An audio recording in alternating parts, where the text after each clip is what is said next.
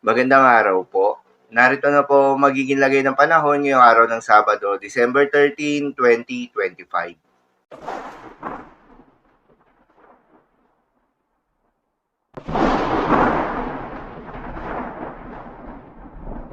Sa kasalukuyan na tayo sa pag-asa, patuloy na umiiral itong shear line o yung banggaan ng malamig at mainit na hangin at nakakaapekto sa may eastern section ng Southern Luzon at Visayas. Dahil dito ay asahan yung maulap na kalangitan na may kalat-kalat ng mga pagulan at isolated thunderstorms. Northeast monsoon naman o hanging amihan ang nakakaapekto sa nalalaming bahagi pa ng Luzon dahil dito ay asahan naman yung maulap na kalangitan na may kasama mga pagulan. At sa nalalabing bahagi pa ng ating bansa ay asahan naman yung bahagyang maulap hanggang sa maulap na kalangitan na may kalat-kalat na mga pagulan o thunderstorms na dulot ng easterlies o yung mainit na hangin na nanggagaling sa may silangan. Magandang balita naman dahil ayon sa pag-asa ay wala tayong binabantayan na low pressure area o bagyo sa loob o malapit sa Philippine Area of Responsibility na maring makaapekto sa ating bansa. Subalit maging handa pa rin tayo dahil base sa Tropical Cyclone Information ng Pag-asa, posibleng 1 hanggang 2 bagyo ang mabuo o pumasok ng Philippine Area of Responsibility ngayong buwan ng Disyembre.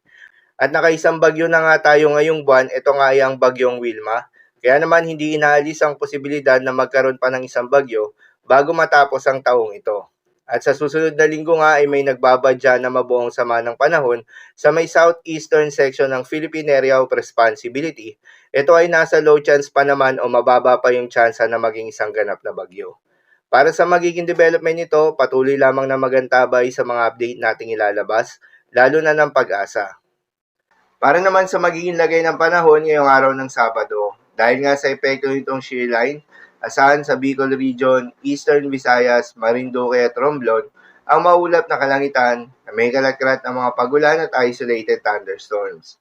Posible ang mga pagbaha o pagguho ng lupa, due to moderate to at times heavy rains. Habang sa bahagi ng Quezon ay asahan naman yung maulap na kalangitan na may kasama mga pagulan na dulot ng northeast monsoon. Posible rin ang mga pagbaha o pagguho ng lupa, due to moderate to at times heavy rains. Habang sa Metro Manila at nalalabing bahagi pa ng Luzon, ay asahan naman yung bahagyang maulap hanggang sa maulap na kalangitan na may kalat-kalat na mga mahihinang pagulan na dulot pa rin ng northeast monsoon. At sa nalalabing bahagi pa nga ng ating bansa, ay asahan naman yung bahagyang maulap hanggang sa maulap na kalangitan na may kalat-kalat na mga pagulan o thunderstorms na dulot ng easterlies. Posible rin ang mga pagbaha o pagguho ng lupa during severe thunderstorms.